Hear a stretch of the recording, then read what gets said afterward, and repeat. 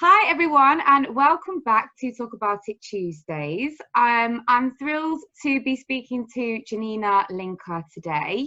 So without further ado, I'm going to pass over to you, Janina, and give us a bit of an overview on how you got into security and what you're doing right now. Thanks so much, Huda. It's such a privilege and a pleasure to be chatting to you. No, thank you. Okay, so I'm currently a close protection operative and an EMT. I'll start at the beginning. I have my degree in conservation ecology and entomology. I have my honours in agricultural entomology and 2 years of a master's and a published paper in agricultural entomology. And that is all science, and that is years in the laboratory. And I got so bored. I was about to say, what is that? What does that mean? So you were basically a scientist, or yeah, training I was a scientist. Yes, on the way to academia. It's a brutal industry, and in South Africa, it's dominated not only by the tenets of the scientific community, but very much I hate to say it, but the patriarchal spin on a very conservative society. And I realized that I'll never get as far as I need to get on my own merits. Yeah.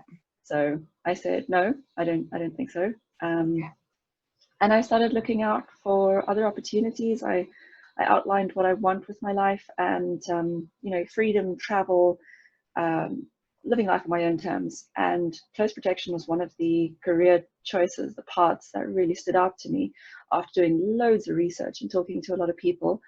And it coincided at the same time with this was in 2016. A close protection company in South Africa headhunting me, and I went onto the Ronin CP course after like a month's preparation, which was insane. And wow, this is the best transition I've heard. The most two polar opposite industries. Well, I have always been interested in what they call in Afrikaans skopskieten donder. I love being outside. I love doing active things. I'd been doing Muay Thai already by that point.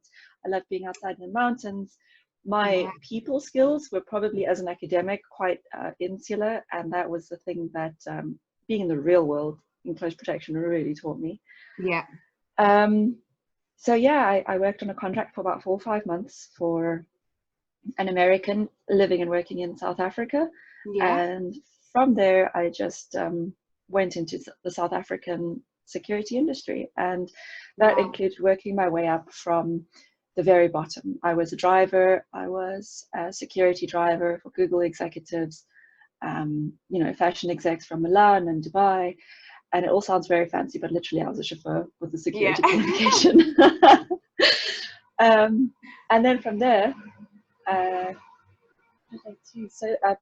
couple of security gigs, CP for some South African politicians. Then eventually I decided, okay, well, I'm going to add a new tool into my toolbox. And that's when I did Ronin EMT, the FREC 5 course. And that was 6 weeks. Explain that to me. So FREC 5 is basically a British medical qualification that's been developed, and they're trying to institute it across England. It is the equivalent of an ambulance technician. I basically just started traveling the world for the last 3 years. From 2017, I've been to so many countries and so many places, not only for close protection and security work, but for instance, I was in Mexico completing a couple of this medical locum hours, well, practical hours. Yeah. And meeting so many amazing people and getting out of my own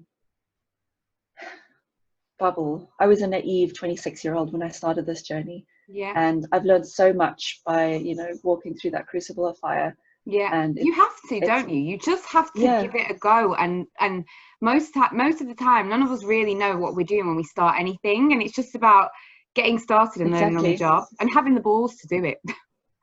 Yeah, absolutely. I've worked with royals, I've worked with politicians, I've worked with ultra high net worth individuals, families. What are the most difficult people to work with? Private individuals, because of course you are stepping into their intimate bubble of a family environment. Yeah. And you need to understand that you need to be in that bubble to protect them. You need to know certain things. Yeah. but you are in their space. Yeah. You have to be respectful and aware of where work and personal stops. It's also about managing their expectations, because very often they don't know what you should be doing. Yeah. So they almost try and make you feel comfortable because you're in their space, and that's, you know, well, a friend would be this close to me, so my security who's this close to me is afforded the same you know, welcome. So it's up to us as professionals, if that client is not, or principal is not used to it or doesn't know how it's supposed to be, it's up to us as professionals to say, thank you very much, I really appreciate this gesture, but it wouldn't be appropriate. I suppose that's one thing that experience brings. And you were talking earlier about tools and giving people tools, and it is simple ways of verbalizing things without causing offense. Because I reckon, I imagine a lot of people get into situations because they're just not sure how to appropriately respond. They don't want to damage relationships, they don't want to damage contracts, but equally they probably know they shouldn't do things. And I suppose it is almost creating a toolbook. And on a side note, young women entering the security industry very often feel they're accountable to the males, the elder males who want to take them under their wing. So they don't know how to say no. They don't know how to say, I don't want to do this, but maintain the relationship, because they are not empowered and invested in their own career. I've been in that situation so many times throughout my adult life. Yeah. It's only, I think, with age and confidence that you can begin to, and that's what it is. It's confidence. And I think potentially as women, we are felt it. We don't have, like, whether it's genetically, hormonal, I don't know what it is, but there is something in us that doesn't quite have often, I don't think, the real, how do I put this? You know how men will go into any situation with a huge amount of confidence, even though it's potentially a really stupid thing they're about to do, or they've never done it before, and you think, God, I wish I was a little bit more like that. And I do think that is a bit more of a male it has trait. to do with how we're raised. It has to do with how we're raised. I mean, I've never thought about it. I'm just verbalizing my so guys are told, like, from a very young age, you're a prince. You know, mum will tell you, no one will ever be good enough for you. You can do whatever you want. You can go out and, like, conquer the world. And women are taught, you know, you need to change yourself to be acceptable to the guy who's going to one day choose you. Yeah. And there's a book by Dr. Lou Ann Brizendine on the female brain, and she's also written one about the male brain, about how we, from in utero, develop how our hormones and how our nature versus nurture affects us as women growing up in the current modern society. And it's very interesting if you compare it to the psychologies of how we are entering into, like, if we are brought up as women, we are told that we need to comply, submit, and allow others to dictate our roles and way of life. And guys are told, do whatever you want, go forth and be. And it's only, I'm 31 now, and it's only in the last year and a half that I realized I'm not accountable to anyone. I can do whatever I want. And the only consequence is to myself. Yeah, exactly. And I think that, but I think that does come with age. I think until you get to 30, you are still hugely on a learning path. I do kind of feel like there's a pivot at 30 that you kind of almost find yourself a bit more, and you are almost who you are going to be going forward. Absolutely. I've been chatting to one of the operators on the ground, and he's still very young, in his early 20s, and he says, but why won't they hire me? I'm confident, I'm capable. And I'm thinking, oh honey, there's something that only years can bring you.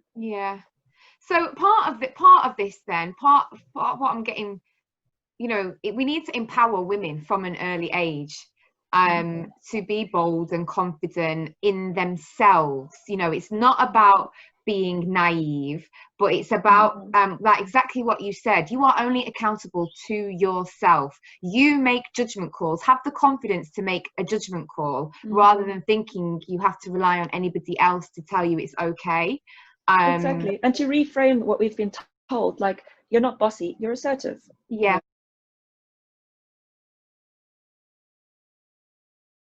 As a young person going from entering the work environment, usually when you go into a company, it has that heavy HR presence, and there are rules and regulations, expected ways to conduct yourself. And when you go into a private industry where it's pretty much the Wild West, and you're working with, I'm not going to say that it's a veteran issue or ex-police, but these guys, I found that a lot of them, especially in the South African setting, they don't necessarily know how to react to a woman in their work environment. They might only have had a mother, sister, daughter, wife, and to find a woman on the same playing field, and who's doing the same work to the same level of same standard, carrying the same weight, it was difficult for them to either accept me or try and dominate me in a way. And as someone who refuses to back down, there was a lot of conflict to begin with. Really? Because you do find men either, I mean, there's loads of grey areas, but I find that in these situations, men either sort of put you under their wing, and want to, they see you a little bit more precious, perhaps, rightly or wrongly, and they want to help you and push that, or it is that lack of understanding and, whether it's down to their own experiences, their own biases, their own prejudices. I'm now someone who I think can even help new operators, new female operators enter an industry and arm them with tools and a way to more seamlessly transition from the civilized world into the private security industry. It can be really, really difficult. I mean, I've been in industries, and I think back to, we're going down memory lane. I remember working at Manchester City, the football club. I worked my way up. This is while I was at school. We all had part-time jobs in either Manchester United or Manchester City football stadiums. And I remember at one point working on the floor serving, basically waitressing. I remember getting harassed from every direction, purely just because I was a young female. I wasn't trying to step on anyone's toes. And when I say harassed, it's funny because this is where I think some of men don't necessarily see what they're doing is making you feel uncomfortable, rightly or wrongly. It was comments, and they might have thought that they were giving me compliments, but really I'm just here to do a job and go home, and I've got the barman going off on one. I've got when I go in the kitchen with dirty plates, I've got the chefs, then I've got the pot washers. Then when I'm inside, there was a supervisor walking around, and he was giving me saying comments. I just thought, this is just uncomfortable. It's inherent in our society. It's something that they haven't been taught not to do, and they're not pulled up about it. That's the thing, because the managers and the next levels up are often men, and they'll almost laugh it off until you actually say, and hopefully at this point they do then take action. This is really not okay. But sometimes you have to be explicit, and you wish that you didn't have to be like that it was just a given that. And then you have the backlash, being called a snowflake or a feminazi for wanting the gender equality. And I'm not afraid to say that I am a feminist, but that means I want gender equality. Treat me, if it makes it easier for you to understand, treat me like I'm one of the guys. But afford me the same respect. And don't call me sweetheart. I have a name. Exactly. And just expect of me what you would expect of any other male operator. As much as we as women have to evolve and grow and develop ourselves to fit into the security industry, I feel like men can. There's room to grow for them as well. There's a part for them to play and adapt, to make us feel more comfortable, as we do to make them feel more comfortable. And it's not about saying that they're wrong, but times are changing, and it's their actions on very often, the majority of the time, not coming from a malevolent place. It's coming from a place of, I don't want to use the word ignorance, but of not knowing that it could be done better. Yeah, and yeah, I mean, because probably when you haven't been questioned, when you haven't, when you're surrounded by like-minded individuals, and this is the point of diversity. This is why diversity, in every sense, whether it's gender, whether it's race, whether it's culture, religion, this is why it's so important. Because if you're surrounded by people that think the same as you, there is no opportunity, or very limited opportunity, to grow and expand your mindset. Yeah, so absolutely. It isn't until we introduce different people into organizations at different levels that, again, people start to understand what they didn't know they didn't know. Their eyes and diversity is the cornerstone of resilience. You look at an ecosystem, coming from a science background, you look at an ecosystem, something that only has a monoculture is very weak and susceptible to disease and destruction. Whereas if you have an ecosystem with a variety of species and a very rich cohort and complement of different organisms, and in society it's no different. The more diverse we are, the stronger we are. And options. Resilient. Yes.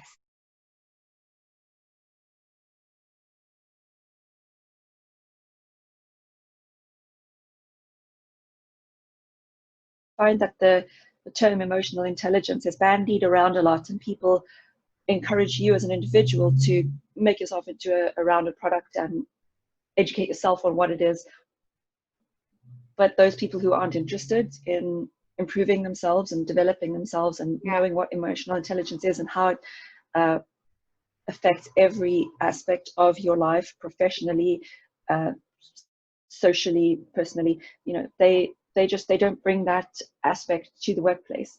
I am absolutely having one-on-one conversations with guys and trying to reframe their mindsets about what it means to interact with a woman, what in the security industry, what it means to be opening your mind and being more accepting. So yeah, I've been to from Hawaii, Cleveland, Las Vegas for the IPSB conference last year, to Washington DC, worked in Morocco, Kenya, Somalia, South Africa. I was up in Tanzania, Spain, Morocco, and then back to like London, and then Germany, France, with a couple of Canadian Special Forces that I did road and CP with. That was fun. Wow. Singapore again. Wow. And, do you have a map at home that you scratch off? Have you got one of those scratchy maps so you can see all the countries that you've been to? This has been a great chat. Thank you so much for your time. Thank you so much. I feel like we've got hours to go.